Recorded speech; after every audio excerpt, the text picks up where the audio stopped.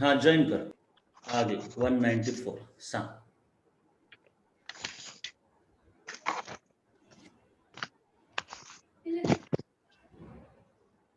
Electrons. Very good. पुढे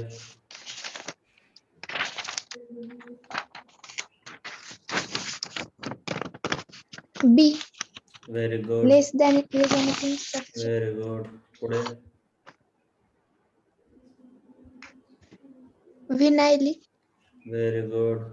नाही the carbon atom which is an sp3 and that is adjacent to sp2 म्हणजे कसं असं का असं म्हटलंय.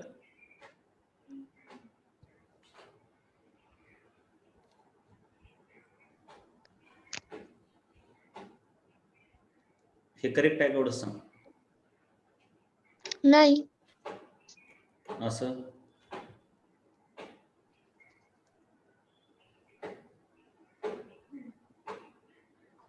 रिंग असते ना त्याला. तू बघ बरं एकदा काढून. सायकलिक मी कुठं नाव दिलंय व्हिनिल तुला आठवतंय का हे आधी सांग. नोट्स मध्ये नाव दिलेलं आठवतंय का. हो. हां काढ बरं.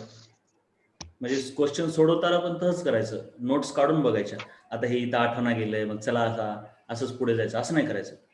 कन्फ्युजन वाटलं नोट्स काढून बघायच्या. असं कसं काय आठवलं नाही बघायचं.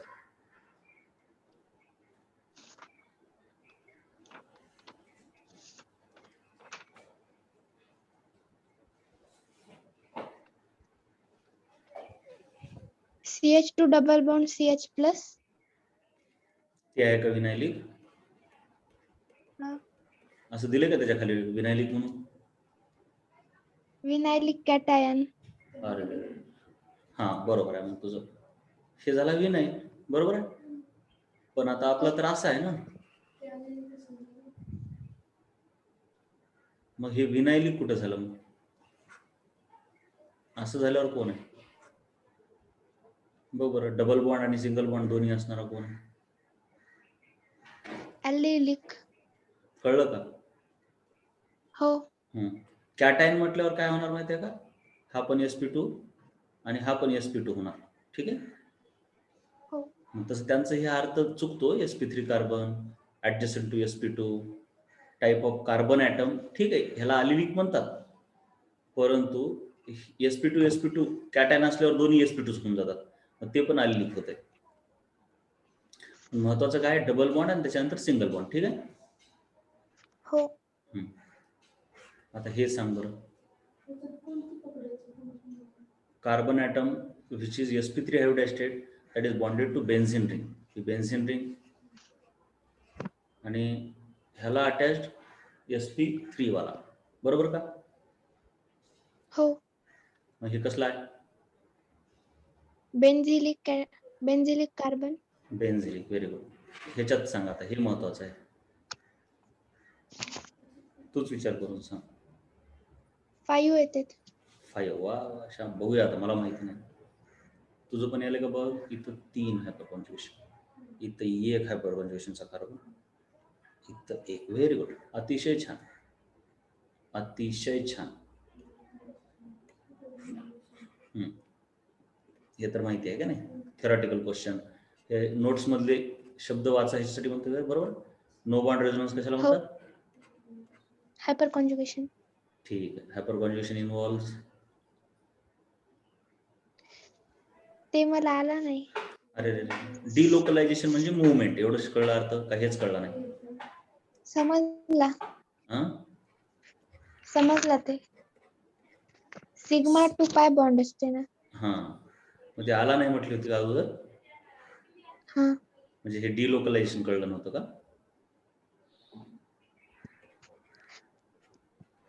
म्हणजे अगोदर आला का ते नाही. आणि बोला बोल. सिग्मा 2 पाय बॉन्ड आहे मग option A. Okay. P bond म्हणण्यापेक्षा पाय बॉन्ड. हां ठीक आहे. मग तुला आला नाही म्हटली ना अगोदर. हा आन्सर डी आहे म्हणून हां हां समजलं हां नाही मला. हां हां हां हां ठीक आहे. डिलोकलायझेशन ऑफ पी इलेक्ट्रॉन. नाही तुझं एकदम करेक्ट आहे. आन्सर ये पाहिजे. Hyper conjugation phenomenon is possible in. हां हे चेंज करून घ्या बरं क्वेश्चनचे आन्सर. येऊन तू लिहिलीस का? म्हणजे मला शेवटी एकत्र पाहिजे. ते चुका दिल्यात त्यांनी. 200चं डी. आणि अपेक्षा तू पण लिहून घे, ही शीट कामाची आहे, कधी पण तुम्हाला पुन्हा एकदा सोडवावं लागणारच आहे. हो तू पण आन्सर लिहून घ्यायली ना करेक्ट? हो हां, मग नंतर मला पाठव एकदाच सर्व करेक्ट आन्सर, म्हणजे फक्त जे करेक्शन केलेत आपण, आहे का नाही? हो 200चं डी. 201चं सांग. डी. डी इथं पॉसिबल नाहीये का? कशामुळं? पॉसिबल आहे तिथं. Okay, very good. बाकी तर नाही, कारण इथं नाहीये. अल्फा हायड्रोजनला मिथाइल ग्रुप. म्हणजे अल्फा हायड्रोजन नाहीये तिथं. अल्फा कार्बन आहे पण अल्फा हायड्रोजन नाही. चला, हो हे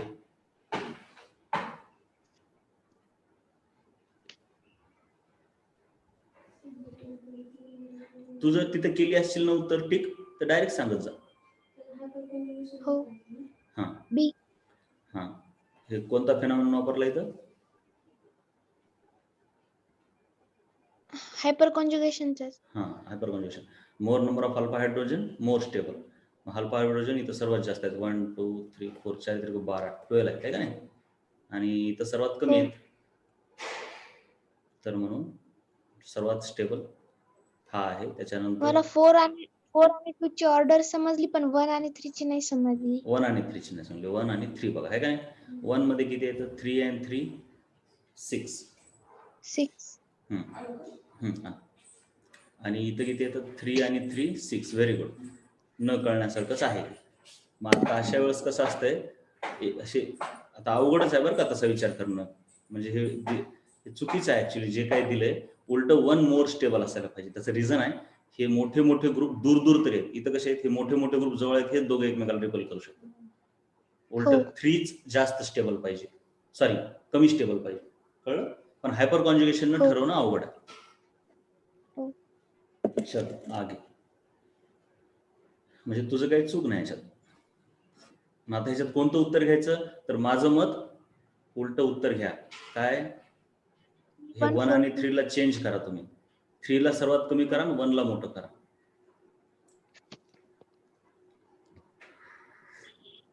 आणि रिझन 1 आणि 3 मध्ये हायपर कॉन्जुगेशन हे रिझन आहे का? नाही. स्टेरिक रिपल्शन म्हणतात त्याला. स्टेरिक शब्द बघा, सतत येणार इथून पुढे. स्टेरिक म्हणजे जागा कमी पडणे, असं त्याचा अर्थ, गर्दी होणे असं असतं. स्टेरिक रिझन म्हणतात इथून पुढे. आता इलेक्ट्रॉनिक रिझन एक असते आणि स्टेरिक रिझन म्हणजे कसं, इलेक्ट्रॉनिक रिझनमुळे काही जण स्टेबल असतात किंवा अनस्टेबल असतात. उदाहरणार्थ आता आपण बघितला होता बघा, टर्शरी अमाइन, तसा तर कसा, सॉरी सेकंडरी अमाइन प्रायमरी वाल्यापेक्षा जास्त स्टेबल पाहिजे. पण कधी कधी काय होतंय, म्हणजे सॉरी अमाइन आपण काढले होते ना, बेसिसिटी बघितल्या होत्या, आणि मोर तर बेसिक हा असला पाहिजे.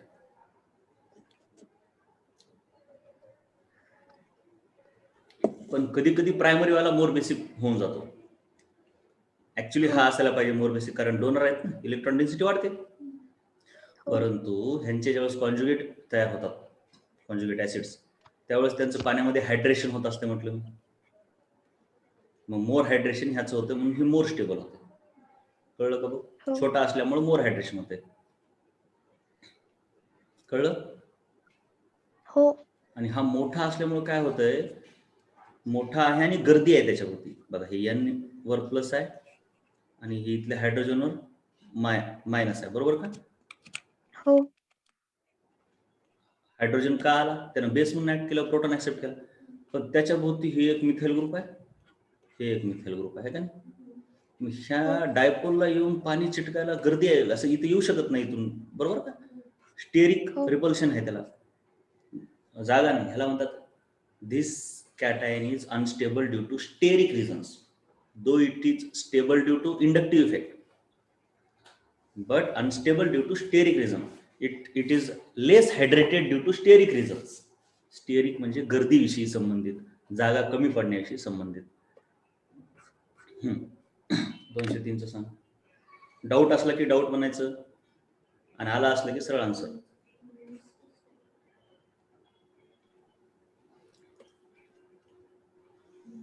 आलं नाही ते.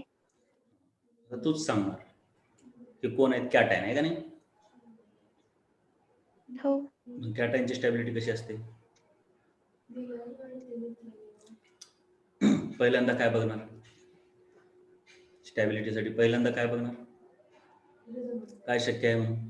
रेझोनन्स आहे. रेझोनन्स आहे का नाही. बरोबर, रेझोनन्स आहे का नाही? नाहीये. नाही. मग त्याच्यानंतर काय बघणार?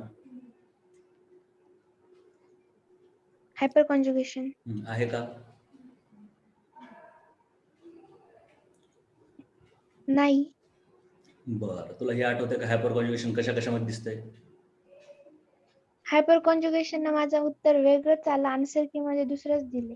ते आन्सर कीचं ठीक आहे, तू काय म्हण, ते मला आलं नाही म्हणायचं नाही. काय म्हणायचं? मला वेगळं वाटतंय असंही म्हणायचं. कळलं का? वेगवेगळ्या गोष्टी असतात.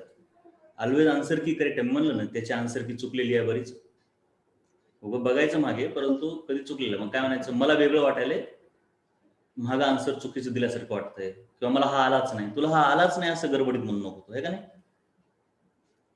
हो. तुझं वेगळं आलंय का नाही हायपर कॉन्जुगेशन? मग कोणतं आलंय? पहिलं, फर्स्ट आले. फर्स्ट आलंय तुझं. तुला काय वाटतंय? तुला बी वाटतंय. ठीक आहे, बघूया. अल्फा हायड्रोजन किती आहेत? 1 2 3, म्हणजे 3 3 9 आहे. हो. 1 इथं किती येतं? 2 2 2, बरोबर ना? मी तर 6 हो. आहे. म्हणजे ऑफकोर्स पहिल्यांदा हायपर कॉन्जुगेशनलाच महत्व द्यायला पाहिजे. त्यांनी हे दिलंही असेल, मी सांगतो तुम्हाला. बरोबर, हेच दिलं असेल बी, आहे का नाही? हा. आता ते काय केले त्यांनी, इंडक्टिव्हला महत्व जास्त दिले, पण तसं नाही. इंडक्टिव्ह पेक्षा हायपर कॉन्जुगेशनच महत्वाचं आहे, म्हणून हेच करेक्ट आहे. इंडक्टिव्हचा विचार केला तर हे मोठे मोठे ग्रुप आहेत देणारे, म्हणून ते मोर स्टेबल होते. ठीक आहे, परंतु हायपर कॉन्जुगेशन कळलं? ए करेक्ट आहे, ए करून घ्या. हो. म्हणजे तुझंच करेक्ट आहे. चल पुढे. हे नाही आलं.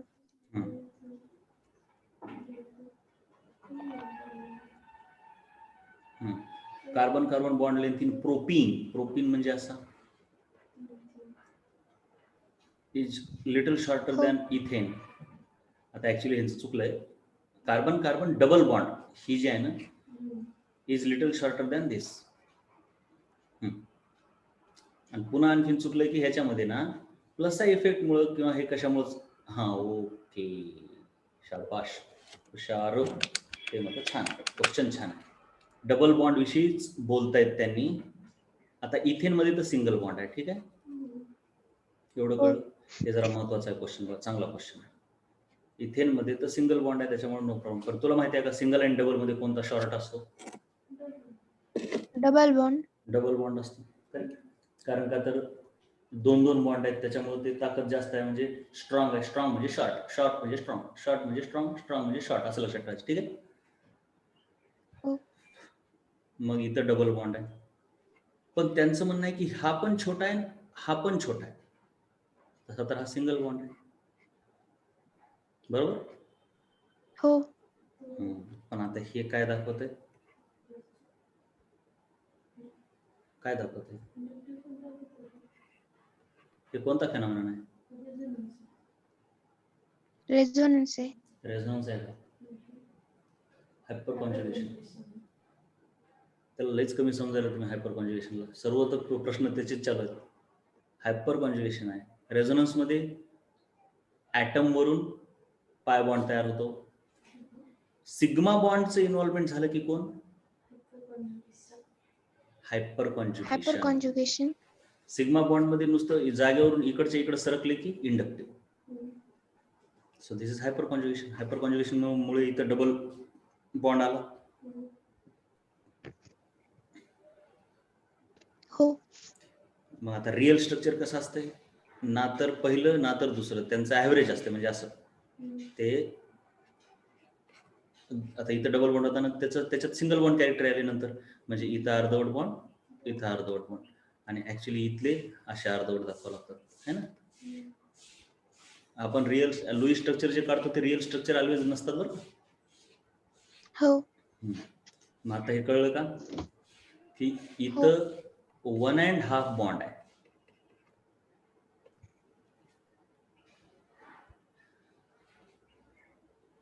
कळलं का हे? हो मग 1.5 बॉन्ड हे सिंगल बॉन्ड पेक्षा छोटा असणार. हो आणि हे कशामुळे, कोणत्या फेनॉमेनामुळे झालं?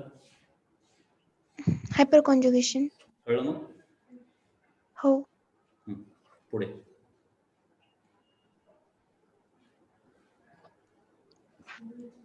सी. C right. ह्याच्यामुळे इंडक्टिव्ह, ह्याच्यामुळेच हायपर कॉन्जुगेशन पण होणार. त्याच्यानंतर रेझोनन्स.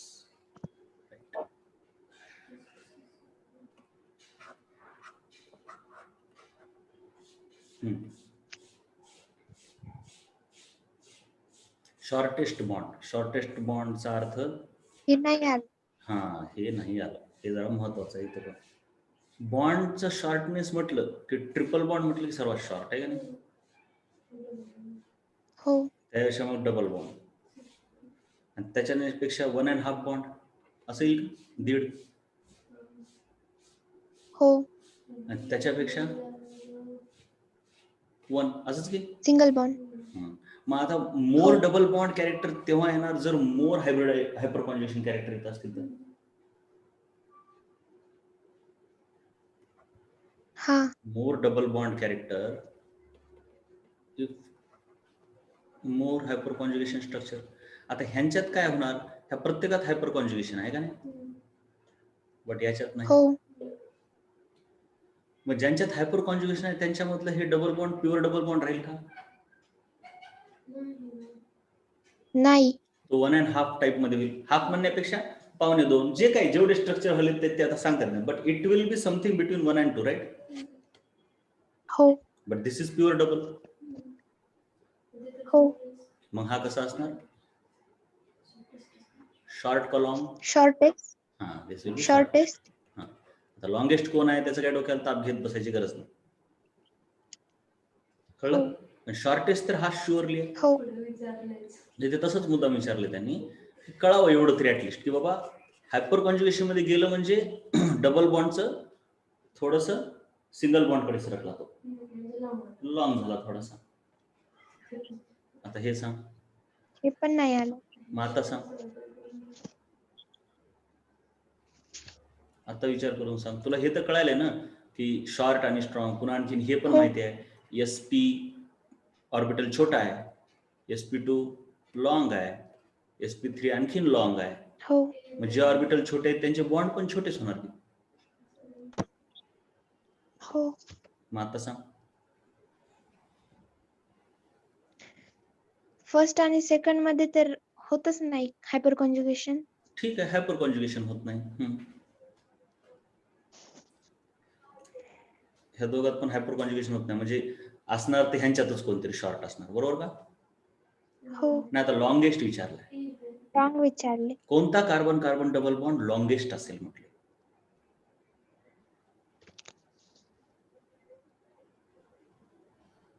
बघा, जेवढे जास्त हायपर कॉन्जुगेशनचे स्ट्रक्चर तेवढं त्याचं सिंगल बॉन्ड कॅरेक्टर वाढते. हे कळाले का? हो हे लिहून घ्या. More hyperconjugation structure implies more single bond character in double bond, and more implies longer bond. है का नाही? सिंगल बॉन्ड कॅरेक्टर म्हटलं की लॉंगर असले. मोर हायपर कॉन्जुगेशन स्ट्रक्चर म्हणजे मोर नंबर ऑफ अल्फा हायड्रोजन.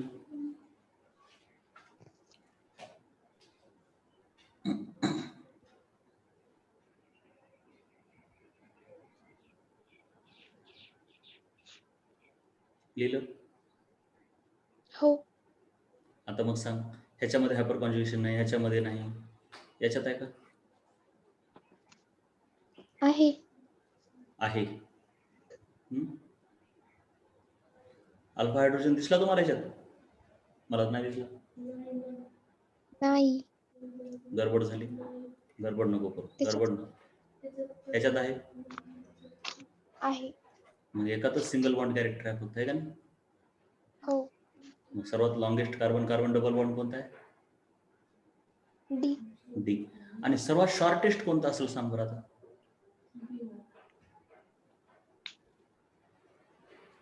तसं ते ह्याच्यात पण हायपर कॉन्जुगेशन नाही, ह्याच्यात पण नाही. म्हणजे दोघात तर ठरवणं अवघड आहे का नाही? आजच ना? हा. आणि ह्याच्यात पण ठरवणं अवघड आहे. बरोबर? पण तुम्ही जर हो. एक विचारायला की ह्याचं हायब्रिडायझेशन कोणतं आहे?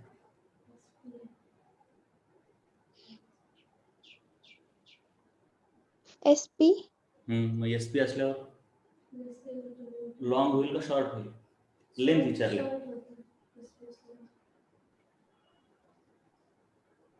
शॉर्टर. म्हणजे एस बाकीच्या पेक्षा आता ह्याचा कोणता आहे? ह्यांचा जो बॉन्ड आहे डबल बॉन्ड तो कसा आहे? sp2 sp2 आहे. बरोबर आहे. जबकि हा कोणता आहे? ह्या डबल बॉन्ड मधला सिंगल बॉन्ड कोणता आहे ऍटलिस्ट? sp2 सॉरी sp2 आहे. हो. मग कोणता शॉर्ट आहे? पहिला. हा sp2. ते तर आहे ना डोक्यामध्ये का एकदम आकाशातून पडल्यासारखं वाटत नाही की? नाही. हा sp छोटा असतो, त्याच्यापेक्षा s छोटा असतो. मग ह्यांच्यापेक्षा छोटे बॉन्ड हे आहेत का हायड्रोजनचे? नाही, इलेक्ट्रोनेगेटिव्हिटी एसची जास्त आणि साईज एसची छोटी. हे असं ही साईज अशी आहे. म्हणजे माहितीच आहे ना, एस छोटा आहे, पी मोठा आहे, तर साईज अशीच असणार. आणि त्याच्या उलट इलेक्ट्रोनेगेटिव्हिटी.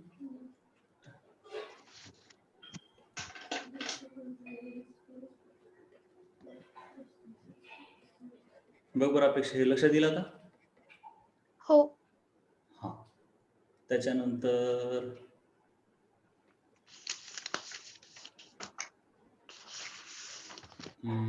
मग आता कळलं शॉर्टेस्ट याच्यामध्ये आहे, लॉंगेस्ट याच्यात आहे. कार्बन कार्बन डबल बॉन्ड बरं काय, त्याच्याविषयी बोलतोय आपण. पण कार्बन हायड्रोजनचा जर विचार केला तर मग तर हा येईल, कारण हायड्रोजनचा तर एस ऑर्बिटल असतो ना, हो. मग तो तर आणखीन छोटा होणार. ठीक आहे. हो. नाही, क्वेश्चन सोडवल्यावर येते, काळजी करू नको तू, ती मोठी गोष्ट नाही. इझी गोईंग मध्ये येते, क्वेश्चन सोडवच लागतात. ह्या चॅप्टरला तू बघा, तुम्ही असं समजूच नका, तुम्ही मी म्हटलं की म्हटलं एवढंच लक्षात ठेवा. मी कधी असं दुसऱ्या चॅप्टरला तुम्हाला असं नाही बोलणार काय. ह्या स्वतः चॅप्टरमध्ये आणि हुशार असून बी जमत नाही. ह्या चॅप्टरला हुशार असलं म्हणजे पण त्याला लवकर येते असं काहीच नाही. हुशार असलं तर फिजिक्स लवकर येणार, त्याला फास्ट जमणार ते, पण हे चॅप्टर कन्फ्युजच करणार आहे. मी तुला सिरियसली सांगतो, आता मी केमिकल इंजिनियर आहे स्वतः, म्हणजे केमिस्ट्री खराब तर नसायला पाहिजे, ऍटलिस्ट एक्सपर्ट जरी नसलो मी तर खराब तर नसायला पाहिजे, एवढं तर आपण म्हणू शकतो ऍटलिस्ट. आणि चांगल्या ठिकाणाहून केलेली आहे, नॉट बॅड. शाहू कॉलेजला होतो अगोदर, नवोदयला होतो, म्हणजे एकदम ब्रेन खराब तर म्हणता येत नाही, ऍटलिस्ट नॉर्मल तर म्हणता येते. मग मला तर हे कन्सेप्ट मी ज्यावेळेस ऑर्गॅनिक केमिस्ट्री शिकवायलो ना आता इथं, इंजिनिअरिंग झाल्याच्या नंतरच हे मला लक्षात आलं की अरे हे असंही असते म्हणून. हे एवढं जास्त हायपर कॉन्ज्युगेशन काहीच माहित नव्हतं मला तेवढं तेव्हा. म्हणजे कसं असतंय, त्यावेळेस काही कळलेलं नसते, त्या शिकवणाऱ्याने तितकं बेजारून शिकवलेलं नसतंय आणि तितके MCQ तर सोडवले नव्हते म्हटलं तुम्हाला.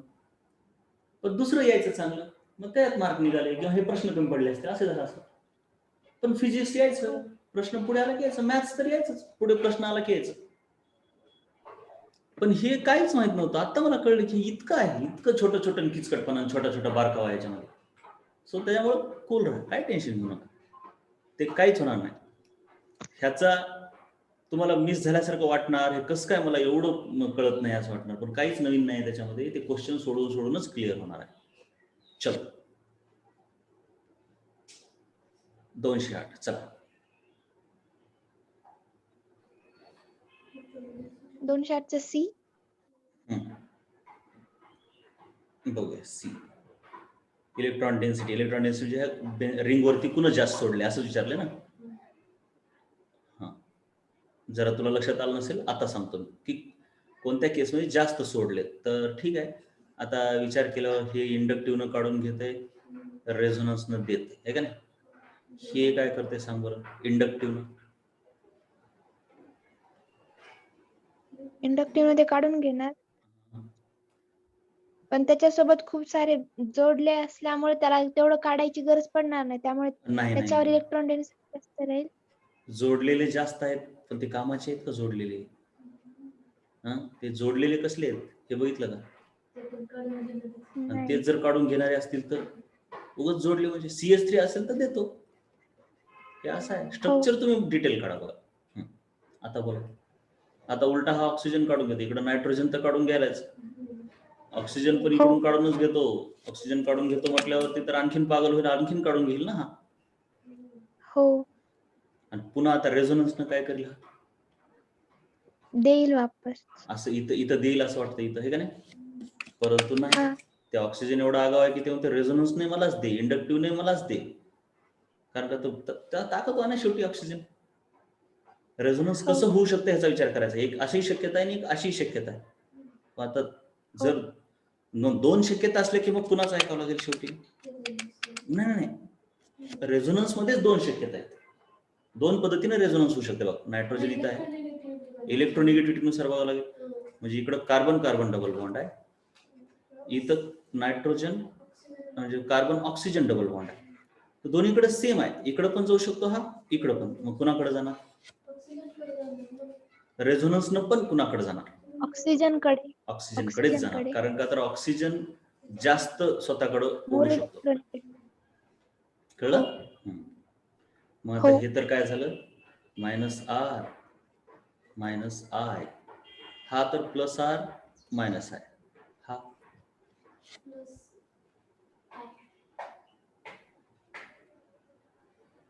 इथाइल ग्रुप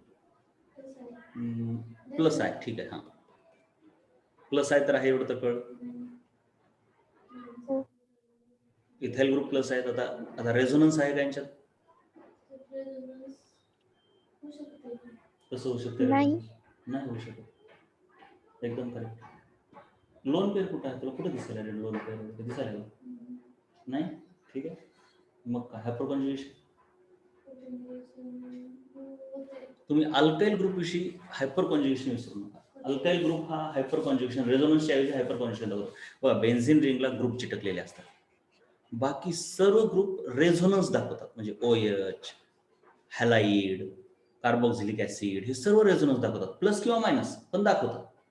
बरोबर का, तर त्यांच्याकडे कुठं तर हो. लोन पेअर आहे किंवा कॉन्जुगेशन मध्ये डबल बॉन्ड आहे. जसं की OH ला लोन पेअर आहे, अमाइन मध्ये नायट्रोजनला लोन पेअर आहे, अल्डिहाइड कीटोन मध्ये लोन पेअर नाही, परंतु कॉन्जुगेशन मध्ये डबल बॉन्ड आहे का नाही. मग ते हो. -R दाखवतात, पण दाखवतात. लोन पेअर वाले +R दाखवतात आणि असा कॉन्जुगेशन मध्ये डबल बॉन्ड असला की -R दाखवतात. पण अटॅच असलेल्या ग्रुपमध्ये एक वेगळा ग्रुप आहे. आता हे तर सर्व फंक्शनल ग्रुप आहे, हेटेरोएटम वाले, आहे का नाही. परंतु अल्काइल हो. ग्रुप पण अटॅच्ड असतो. तो एकटाच आहे जो की हायपर कॉन्जुगेशन दाखवतो. बाकी सर्व काय दाखवतात, रेझोनन्स आणि इंडक्टिव्ह. हा काय दाखवतो, हायपर कॉन्जुगेशन आणि इंडक्टिव्ह, आणि दोन्हीने तो देतो. बट आपण हे बघितलंय, जरी हिनं दोन्हीने देत असला तर ह्याचं एकट्याच देणं ऐकत नाही. का, तर हे कशाने देते, रेझोनन्सने देते. कळलं का बरोबर. हो. मग आता इथाइल म्हणजे इटी म्हणजे इथाइल आहे का नाही. मग कसं सांग, +I आणि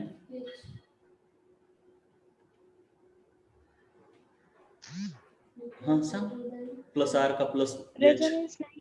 रेझोनन्स नाही म्हणलं काय आहे, अल्काइल ग्रुपचं काय विसरायचं नाही, काय आहे त्याला, +H. +S, हायपर कॉन्जुगेशन आहे. अल्काइल ग्रुपमध्ये हायपर कॉन्जुगेशन आहे. म्हणजे हायपर कॉन्जुगेशन कुठं कुठं तुम्ही लक्षात ठेवायचं बघा. अल्किन आला त्याच्या स्टॅबिलिटीमध्ये लक्षात ठेवा, कॅटायनच्या स्टॅबिलिटीमध्ये लक्षात ठेवा, रॅडिकलच्या स्टॅबिलिटी लक्षात ठेवा, आणि alkyl group attach to benzene ring, इथे एक लक्षात ठेवा. हो. हा, असे सतत रिवाईज झालं की डोक्यात घुसेल. हे कसं आहे, करून बघायचं बेटा, असं नाही ठेवायचं त्याला, असं करून बघायचं. घाई करता तुम्ही, स्ट्रक्चर नाही काढत. मला स्ट्रक्चर काढावं लागतं तर तुम्ही तर काढावंच लागेल. 80. इंडक्टिव्ह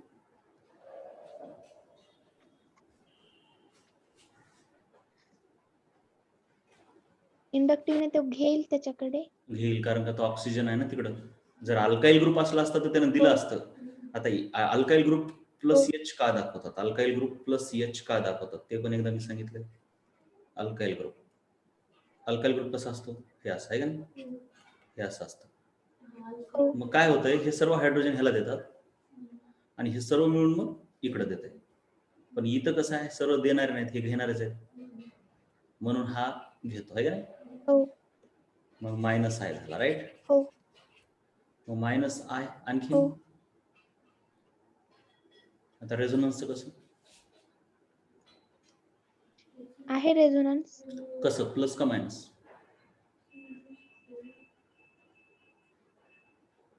विचार करायचा इथून. मायनस. हा मायनस, इथं तर देणार नाही, असं लोन पेअर नाही, मग दुसरं काय शक्यता आहे, घेते काढून असं असं घेणं शक्य आहे तसं, ऑक्सिजनच्या डबल बॉन्डमुळे का नाही. हो. मग आता सांगा सर्वात जास्त देणारा कोण?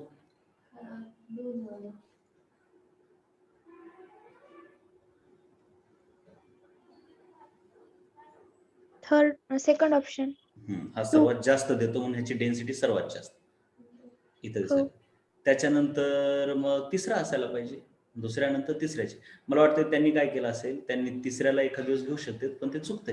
आता हे जे आहेत ना असे प्रश्न, त्यांचे तर उत्तर अब्सोल्युटली चुकू शकतात. तुमचे प्रश्न त्यांनी करेक्ट केले कलेक्शन, परंतु तेवढं डेप्थ मध्ये अनालिसिस केलेलं नसते याचं एखाद दिवस, कळलं का. सरळ उगं काहीतरी इथं हो. दोन्ही एच दिसायला, हे दोन्ही प्लस आहे म्हणून हेच मोठं नाही. तसं तर आपल्यालाही माहिती नाही पक्क, पण हा फ्रस्ट्रेट होतंय. मी म्हटले ना, मग मागचं चुकलं, मी तर म्हटले ना मागचं चुक आहे, तुम्ही बघू नका. तुम्ही फक्त, तुम्हाला डायरेक्ट उत्तराची गरज पण नाही आताच, मी आहे ना. म्हणून आता जे नवीन शीट देईल, मी शीट देतानाच तुम्हाला सांगतो की ह्याच्यात उत्तरं चुकीचे आहेत, तुम्ही मग डोक्याला ताप घेऊ नका. आत्ता जेव्हा ह्याच्यानंतरची शीट देणार त्यात उत्तरं राईट असणार, आणि तिथं तुमचे एवढं एक एक करून पण घेणार नाही ना, फक्त डाऊट घेणार. इथे एनिवेज मी करूनच घेणार आहे म्हणून हो. तेवढं टेन्शन घेतलेलं नाही.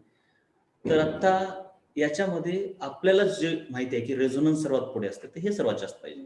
सो 2. मग त्याच्यानंतर कोण, हे बघ 3. त्याच्यानंतर आता ह्या दोघात बघायचं, हे दोघे सेम आहेत, पण दोघांपैकी आता काय बघायचं, इंडक्टिव्ह कुणाचा स्ट्रॉंग असेल आहे का नाही. तर इंडक्टिव्ह स्ट्रॉंग याच आहे, कारण इथं नायट्रोजन आहे डायरेक्ट ओढायला. सो 1 आणि सर्वात कमी 4.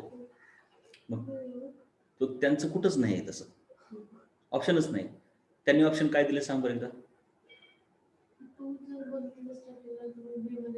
सी दिले. सी दिले का, जबकि follow the electron density of the following compound, हे तर एकदम कम्प्लिटली रॉंग आहे, कारण चौथा हायेस्ट नसायलाच पाहिजे, हे तर पक्क कळतंय. ठीक आहे. हो. आता याच्यात आणखीन एक आहे, पण थांबा, इथे एक छोटीशी ट्विस्ट आहे, एक ट्विस्ट आहे. हा ना मायनस आर म्हणून पण काम करतो, पण कधी कधी प्लस आर पण करतो, कारण इकडे पण पॉसिबिलिटी आहे ना. सो त्याचं रेझोनन्स कसं आहे माहिती आहे का, मायनस आणि प्लसच्या मध्यम आहे, मायनस अँड प्लस आर दोन्हीचे काम करतो. ठीक आहे, म्हणून 4ला आपल्याला तेवढं मागं घालता येत नाही, हे जरा हो. आपण लक्षात आणायचं राहिलो ना. दोन्ही पॉसिबिलिटीज आहेत, पॉसिबिलिटी दोन्ही आहेत, पण जास्त कुणीकडे देणार, तो इकडेच देणार, कळले का. मग ओव्हरऑल मध्ये तो हो. मायनस आरच आहे, पण ह्याचा मायनस आर याच्या एवढा स्ट्रॉंग. सर्वात शेवटी कुणाला घालावं लागेल, 1ला घालावं लागेल. हे हो. त्यांनी ठीक आहे, त्यांचं थोडं चुकलंय, हे 4 आणि 3 मध्ये त्यांचं चुकलंय, 4 आणि 3 मध्ये. ठीक आहे, हे ऑप्शन येते, त्यात पण 4 आणि 3 उलट करून घ्या. याच्यामध्ये मागे चुका आहेत, आणि मी तुला इव्हन सांगतो तुम्हाला बघा, 2 प्रकारचे पुस्तक आहेत. ॲब्सोल्युटली फाईन पुस्तकच अवघड आहे केमिस्ट्री, पहिली गोष्ट वाक्य लक्षात आलं माझं. केमिस्ट्रीमध्ये ॲब्सोल्युटली फाईन पुस्तक, एवढ्या ह्या डीप कन्सेप्टला ॲब्सोल्युटली फाईन कोण आहे, तर ब्रिलियंट ट्युटोरियलचे पुस्तकं मी आतापर्यंत बघितलेली बरं काय, की जे IIT साठी वापरतो, तिथंच त्यांचं ॲब्सोल्युटली बऱ्यापैकी चुकत नाही. हा तिथं आहे ते खूप, म्हणजे असं समजा की आवाका खूपच जास्त आहे आयआयटीच्या ऑर्गॅनिक केमिस्ट्रीचा, फक्त ऑर्गॅनिकचाच, पागल होईल इतका. पण ते असं असते ना, ते एकदा डेप्थ यायला लागली का मग ती आवडायला पण लागते, ते इतकं असं खराब वाटत नाही, ते उलट चांगलंच वाटायला लागतं. आणि मग दुसरे मी खूप पुस्तकं बघितले, पण कन्सेप्ट कुणाचीच क्लिअर नाही, चुका येत राहणार. हळूहळू मी शिकवताना तुम्हाला लक्षात येईल की इथं असं दिलंय, मग त्यांचं ते ॲझम्पशन चुकलेलं असतं काहीतरी. बरंच ऑर्गॅनिक केमिस्ट्रीमध्ये लोचे बरेच आहेत, एवढंच लक्षात येईल, कळलं का? बरेच लोचे आहेत हो. आणि ते सॉल्व कुठं आहेत, तर कुठंच सॉल्व झालेले नाहीत. आता फिजिक्स पण मी शिकवलेलं आहे, मग मी फिजिक्स किती शिकवलंय, फिजिक्स 1 एकदम IIT ला पण शिकवलं पोरांना. पण त्यासाठी मी काय वाचले आतापर्यंत, काय एकच वाचलं, ते ब्रिलियंट ट्युटोरियल बस. त्यात काय मला त्याच्या, आणि आत्ता कधीच त्याच्या एकदा वाचलंय मी ते, कधी 10 वर्षाखाली, 10 वर्षच झाले आता ते वाचून. आत्ताही वाचायला लागत नाही. आत्ता फिजिक्सचा चॅप्टर आत्ता कोणता तरी सांग मला, खटखट खटखट खटखट खटखट घेतो, त्यातला कसलाही प्रॉब्लेम ऑन द स्पॉट घेतो. आणि शिकवतोय इंटरमिडिएटली मी फिजिक्स, कधीतरी एखाद्या वर्षी शिकवायला लागतं, एखाद्या वर्षी शिकवायला पण लागत नाही. पण केमिस्ट्री मी 10 वर्ष झालं सतत शिकवायला, सतत. आणि आजही ह्या गोष्टी क्लिअर नाही, कारण का तर कुठंच एक उत्तर नाही याचं, कुठंच एक उत्तर नाही, काहीतरी वाकडं तिकडंच आहे, काहीतरी कन्फ्युजडच आहे त्याच्यात. मग ते विषयच तसा आहे. पण एवढं नक्की आहे, IIT ला थोडा ताप आहे, पण नीटला काय ताप नाही. त्यातले प्रश्नच आपण सर्व सोडून काढू शकतो, त्याचे उत्तर हे असेच आहेत असं लक्षात ठेवू शकतो, त्याबाहेर काही जात पण नाही. ठीक आहे, एवढं कन्फ्युजन नीटमध्ये नाही, हो. एवढं लक्षात ठेवा.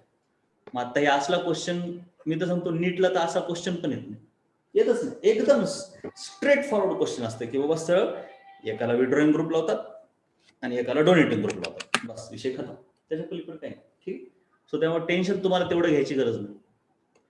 चलो, मग आता हे लिहून घेतलं ना करेक्ट कसं आहे ते. हो.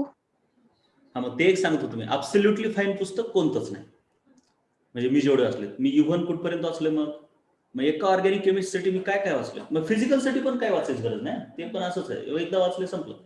ऑर्गॅनिक केमिस्ट्रीसाठी नाही, ते तसं नाही, ते मॅथमॅटिक्स आहे, हे महत्वाचं आहे.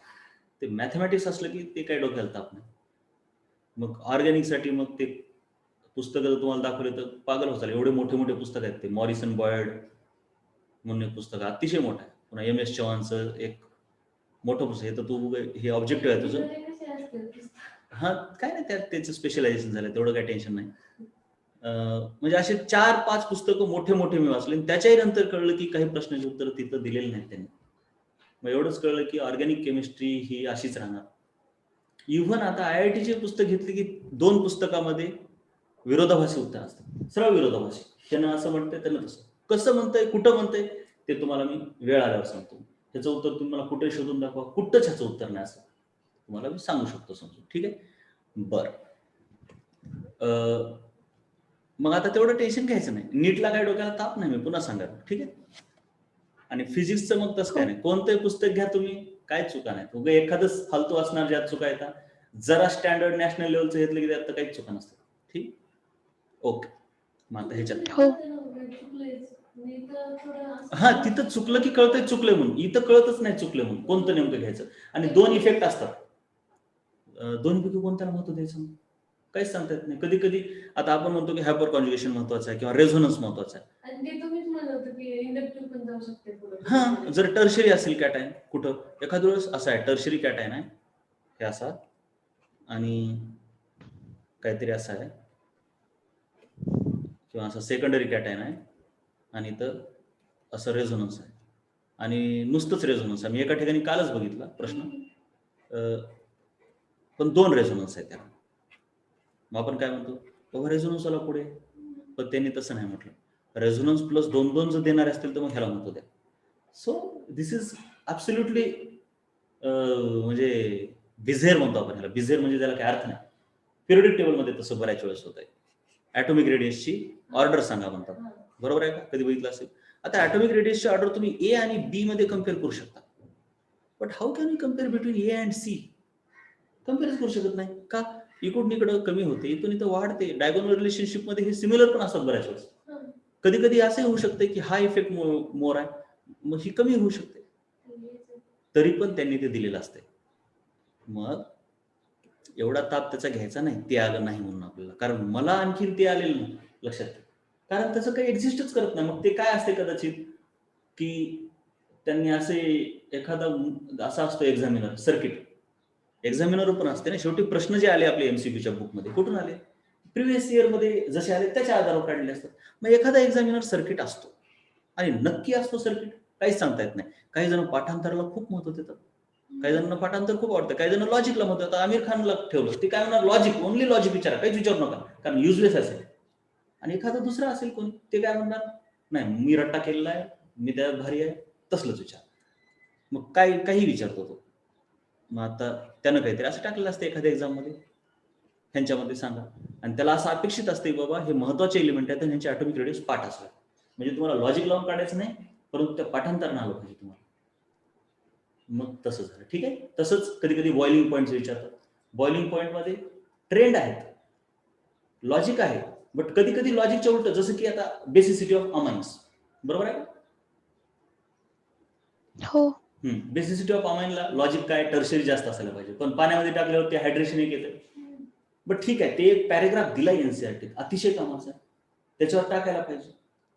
परंतु एनसीआरटी टेबल पण दिलेत काही, बरोबर आहे. पण टेबलमध्ये जर समजा आता एखादं एक्सेप्शन असेल, पॅरेग्राफमध्ये दिलं नाही पण टेबलमध्ये, आता टेबलमधले जर सर्व एक्सेप्शन वाचायचं म्हटलं तर पागल होऊ शकतंय, जे की तुम्हाला कळेल नंतर ज्यावेळेस मी चॅप्टर घेईल. मग त्यावेळेस एक साधक बाधक विचार सांगायचं काम असते टीचरचं. बाळांनो, हे पॅरेग्राफमध्ये दिलंय म्हणून हे पाठ करा, कारण ह्याला इम्पॉर्टन्स असणार, पण टेबलमध्ये दिलंय, मग असं जर सर्व टेबल जर पाठ करायचे म्हटलं तर मग पागल व्हायला पाहिजे माणूस, दुसरं काहीच नाही. पण एखादा एक्झामिनर काय म्हणतो की एनसीआरटी दिली, so that is not less important, मग त्यानं त्या टेबलमधून विचारतंय.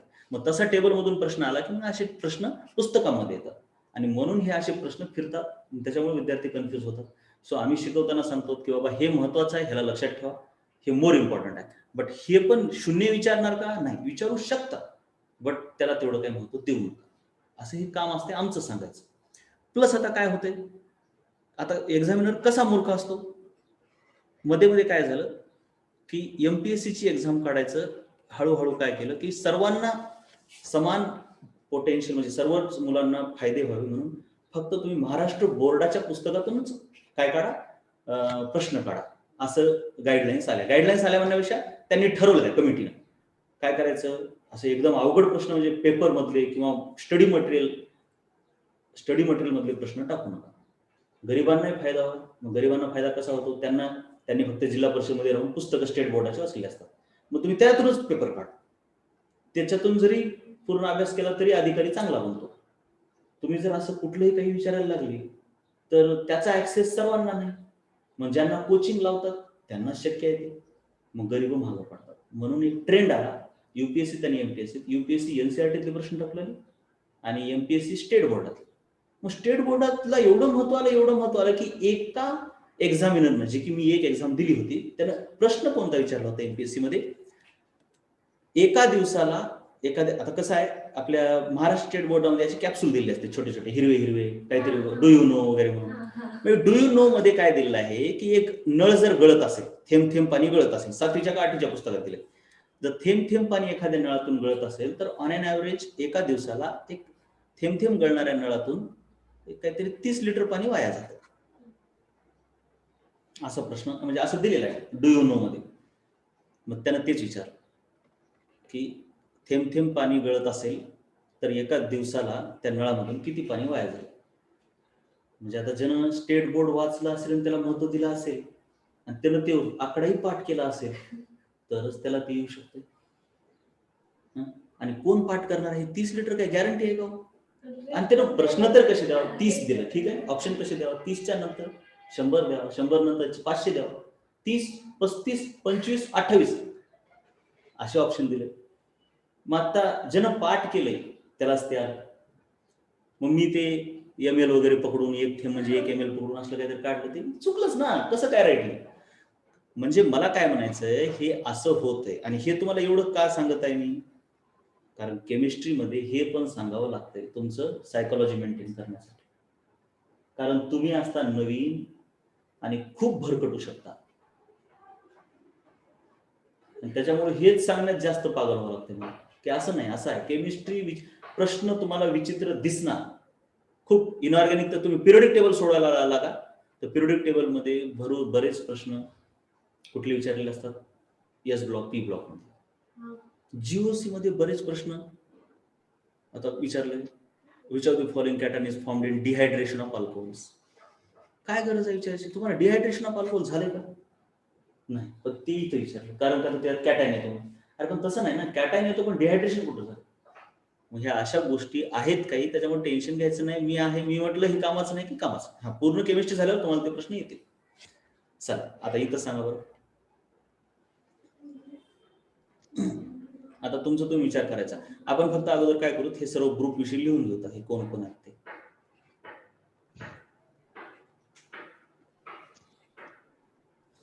मी एवढी जरी स्टोरी सांगितली तर ह्याच्यातून तुम्हाला मला हे नाही सांगायचं की बाबा हे अवघडच आहे शेवटी, म्हणजे एक्झामिनर किती पागल असू शकतो आणि तुमची वाट लावू शकतो, असं नाही. असं काहीच सांगायचं नाही.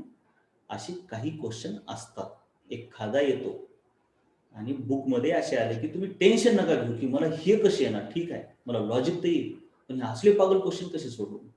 तर तसे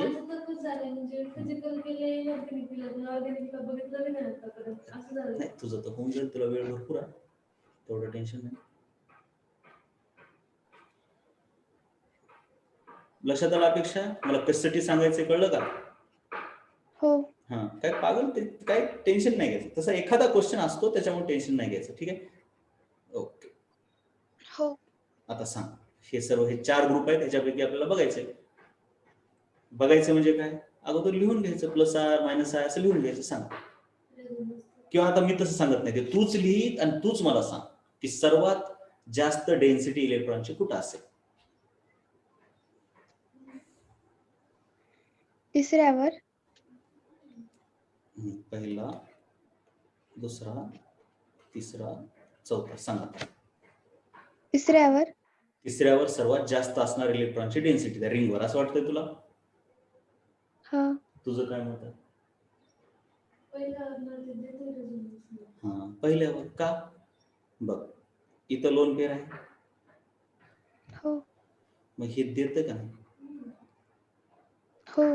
मग दिल्यामुळं डेन्सिटी वाढेल ना. हो. आता सांग पुन्हा एकदा, सर्वात जास्त पुन्हा ते रेझोनन्सचा विचार करतो, सर्व गोष्टींचा विचार कर. ओव्हरऑल मध्ये डोनर आहे का ग्रुप, का ऍक्सेप्टर आहे, म्हणजे विड्रॉवर आहे, हे बघावं लागतं. पहिल्याची सगळ्यात जास्त आणि सर्वात कमी चौथ्याची. चौथ्याची. कळलं. आता ह्या दोघांमध्ये हो. चौथाच, कारण हो. कारण NO2 चा इंडक्टिव्ह इफेक्ट सर्वात जास्त आहे, मायनस आहे इफेक्ट आहे का नाही. देऊ शकत नाही. नायट्रोजन कसं देईल, विचार करायचा. हा, लोन पेअर आहे, पण शक्य होतं का ते बघायचं, स्ट्रक्चर काढायचं लगेच. देण्यासाठी उगाच लोन पेअर असणं गरजेचं नाही, त्याच्या कॉन्ज्युगेशन मध्ये डबल बॉन्ड पाहिजे का. हो. आहे का बघ. आवाज तुटून यायलाय का काही. थोडा थोडा यायलाय. हे जरा इथं दिसायलाच मला तसा वाद.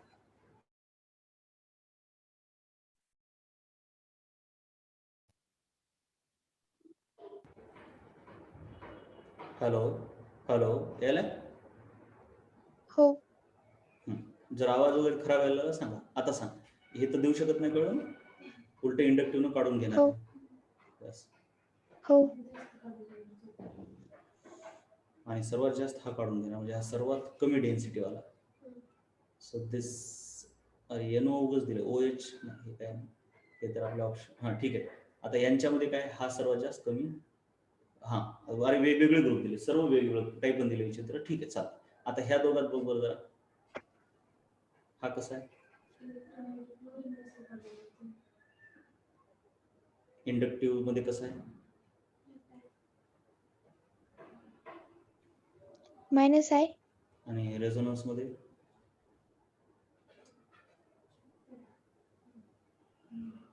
Plus R. शाबाश. मग ओव्हरऑल काय, देणार. देणारा असं वाटतंय, परंतु काय प्रॉब्लेम आहे म्हटलं होतं मी हॅलोजनच्या बाबतीमध्ये. फक्त हॅलोजन मध्ये एक्सेप्शन सांगितलं होतं का. नोट्स मध्ये दिले का. हॅलोजन मध्ये इंडक्टिव्ह तू बघ, तुला हे लिहून फक्त लिहिली नसतील तर लिहा. Always resonance is greater than inductive, but only for halogens inductive effect is greater than resonance. So this is donor. Overall मध्ये डोनर नाही, ओव्हरऑल मध्ये काय करणार, हा विड्रॉ करणार. इंडक्टिव्हचं ऐकावं लागतं इथं.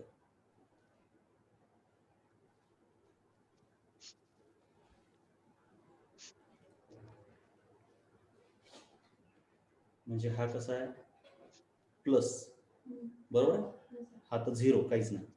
हो. हा ओव्हरऑल मध्ये छोटा मायनस, आणि हा प्लस का मायनस.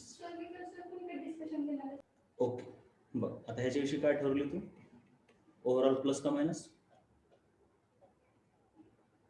मायनस. मोठा मायनस. हो. म्हणजे डेन्सिटीची ऑर्डर ही करेक्ट आहे. हो. राईट, ठीक. चल, आन्सर डी दिले. आन्सर डी दिले, ठीक आहे. पण ही करेक्ट आहे ऑर्डर, ह्याच्यात काहीच रॉंग नाही. ठीक आहे, आता डी पण बघूया, चेक करून. रॉंग विचारलं बेटा, रॉंग विचारलं. हा. इनकरेक्ट. मग ते इनकरेक्ट कसं आहे हे बघूया.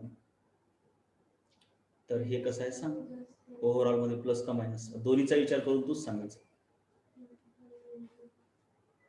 किंवा सरळ मायनस आर प्लस आर असं दोन्ही सांग, सर्व सांग.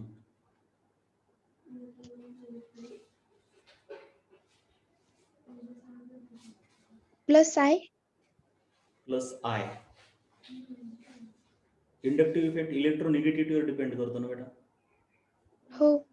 मग प्लस आय म्हणजे हे देणारा झाला, देईल का नायट्रोजन. नाही. आता मला इथं सांग, नेमकं कशामुळे फिसकलं ते सांग.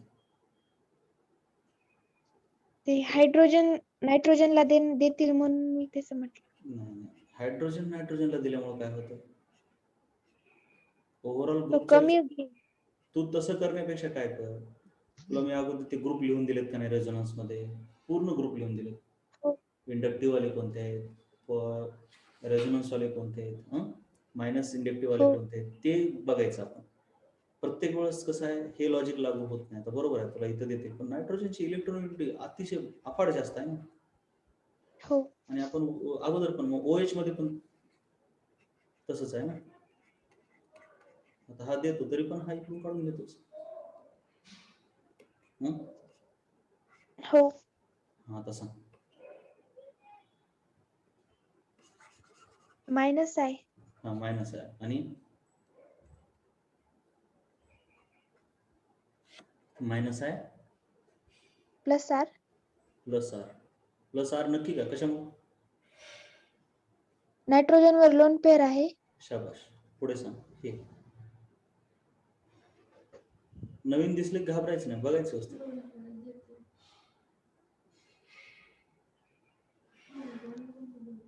मायनस आहे. Minus R. मायनस आर कशामुळे, याच्यामध्ये ऑक्सिजन वर लोन पेअर नाहीये. अरे मायनस चार्ज कशामुळे असतो, आहे. किती वेळेस सांगितलं तुला, लुईस स्ट्रक्चर कडे लक्ष दे ना. त्यांनी लोन पेअर नाही दाखवल्या म्हणून काय आपण लगेच नाही म्हणायचं. मग मायनस, जर ऑक्सिजन कडे लोन पेअर नाही तर ऑक्सिजन कडे 2च इलेक्ट्रॉन झाले म्हणतात ह्या बॉन्ड मध्ये, ऑक्टेट कंप्लीट नाहीच म्हणावं लागेल. सांग मग किती लोन पेअर आहेत ऑक्सिजन कडे.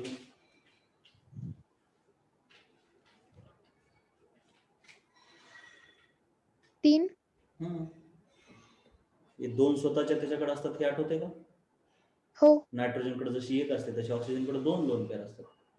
आणि इथला कुठला तरी बॉन्ड असा तुटलेला असतो, म्हणून त्याच्यामुळं ती एक लोन पेअर, जिला की आपण असं मायनस चार्ज म्हणून दाखवतो. बरोबर का, म्हटलं ना, मायनस चार्ज म्हणजे एक लोन पेअरच असते.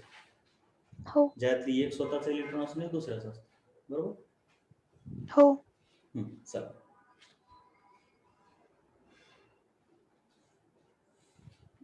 सांगा मग आता.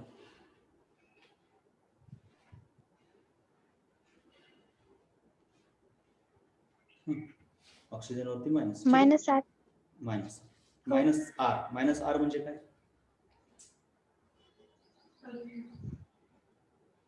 ऍक्सेप्टर तो घेणार काढून. घेईल का मग?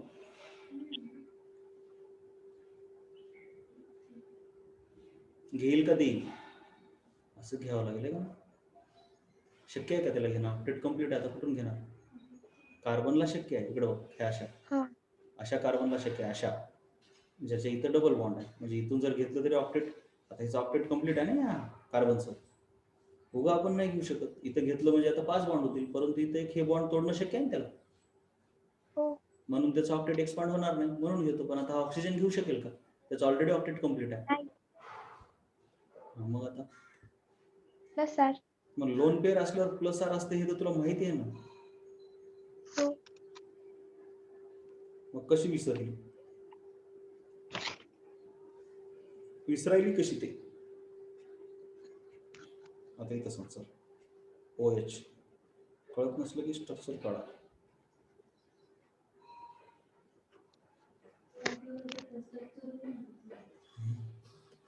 मायनस आहे. मायनस आहे, व्हेरी गुड. आणि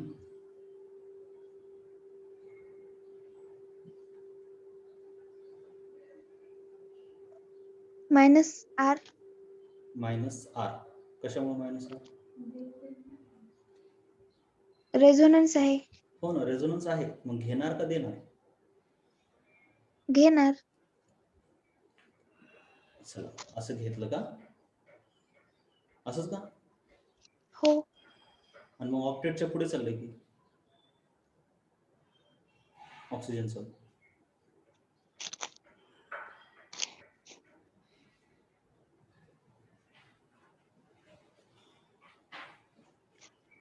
नाही, मग तो प्लस आरच येते. लोन पेअर असल्यावर प्लस आरच आहे ना. तू एवढं आत्ताच सांगितली, अमाईनचं प्लस आर सांगितले ना, त्याचं कसं सांगितलं हो प्लस आर? लोन पेअर आहे म्हणजे देतो. मग ऑक्सिजन मध्ये काय झालं तुला अडचण येईल? हा लोन देणार नाही का? देईल. लोन पेअर असलं की देतच ते ना, काही टेन्शन नाही, सहज देतंय. मग प्लस आर ह्याचं सांग.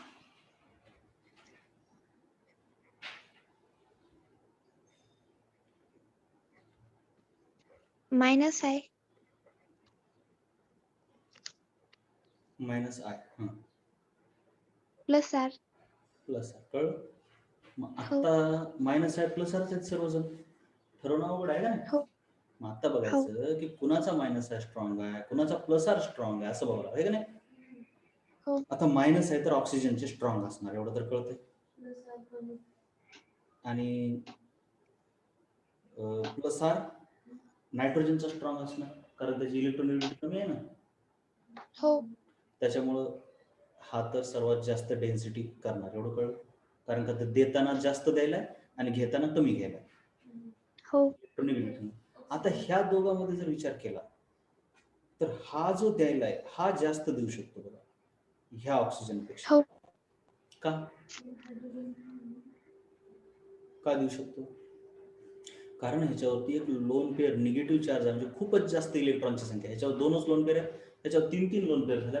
3 लोन पेअर नुसतं नाही, पण मायनस चार्ज पण झाला, हो ज्याच्यामुळे त्याला सहन होत नाही. कळलं? हो मग आता हे लक्षात ठेवा, पुढे चालून आहे पण आपल्याला पुढे फिनॉल चॅप्टरमध्ये याचं ऍप्लिकेशन आहे. फिनॉक्साईड आहे म्हणतात त्याला, म्हणजे ह्याच्यापासूनच ह्याचाच हा कॉन्जुगेट बेस आहे. दिसला ना? कॉन्जुगेट हो बेस आहे याचा, दिसला? हो मग देतात तर दोघंही, हा पण ऑक्सिजन देतो, हा पण देतो, पण हा खूपच व्यवस्थित देतो, जास्त देतो फिनॉक्साईड आयनचा ऑक्सिजन. का? कारण त्याच्यावरती निगेटिव्ह चार्ज आहे. कळलं? हो आता ह्या दोघांमध्ये कोण देईल बरं जास्त? आता ह्या दोघांमध्ये तर हा जास्त देतो म्हणून ह्याची डेन्सिटी जास्त, नो प्रॉब्लेम, म्हणजे ही पण ऑर्डर करेक्ट आहे, ही पण ऑर्डर करेक्ट आहे. आता आपल्या दोघात बघायचं नाही का नाही? हो ह्या दोघात तर हाच जास्त द्यायला पाहिजे असं मला दिसायला. हाच जास्त द्यायला पाहिजे. का? हे सांगा फक्त मला आता, का जास्त त्यानंच द्यायला पाहिजे? हो देईल ना त्या दोघात. CS3 द्यायला मदत करेल ना. हा बघा H आहे, इथं H आहे, इथं CS3 आहे, मग हा तर द्यायला मदत करेल ना. हो कळायले का? हो मग हाच मोर द्यायला पाहिजे. मग ह्यानं जास्त दिल्यावर मग ह्याची डेन्सिटी जास्त होईल ना. हो कॉम्प्लिकेटेड सर्व गोष्टी बघाव्या लागतील. इंडक्टिव्ह तर दोघांचा सेम आहे, कारण म्हणजे इंडक्टिव्ह दोघांचा सेम नाही, रेझोनन्स दोघांचा सेम आहे, कारण दोन्ही ऑक्सिजन आहे. आणि पण ह्या दोघांचा रेझोनन्स सेम नाही, कळाले का? हो हे जरा मोर रेडिली देते कारण निगेटिव्ह चार्ज आहे. आणि तसं जर बरं आता रेझोनन्स ठीक आहे हे झालं, पण ह्या दोघांचा रेझोनन्स सेम आहे. नीट लक्ष दे, नीट लक्ष दे, काय म्हणतो मी, घाई नाही झाली पाहिजे, घाई नाही बिलकुल. ह्या दोघांचा रेझोनन्स डिफरंट आहे, कळलं? हो पण ह्या दोघांचा रेझोनन्स सेम आहे पण इंडक्टिव्ह डिफरंट आहे, बरोबर का? हो इंडक्टिव्ह कुणाचा चांगला आहे? याचा.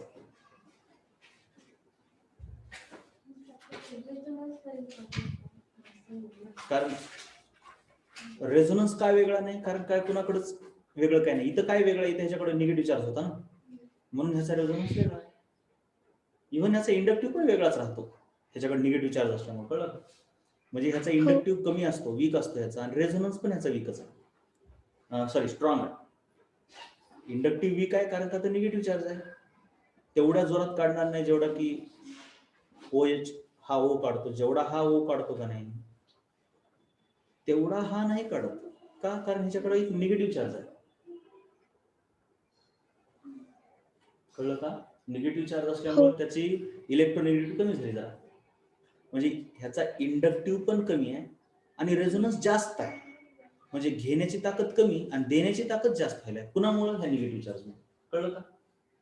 हो म्हणजे तसा तर रेझोनन्स इलेक्ट्रोनिगेटिव्हिटीवर तेवढा डिपेंड करतच नाही बरं का, जेवढं इंडक्टिव्ह डिपेंड करतो तेवढा हा नाही करत, पण तरीही फरक असतो जरा.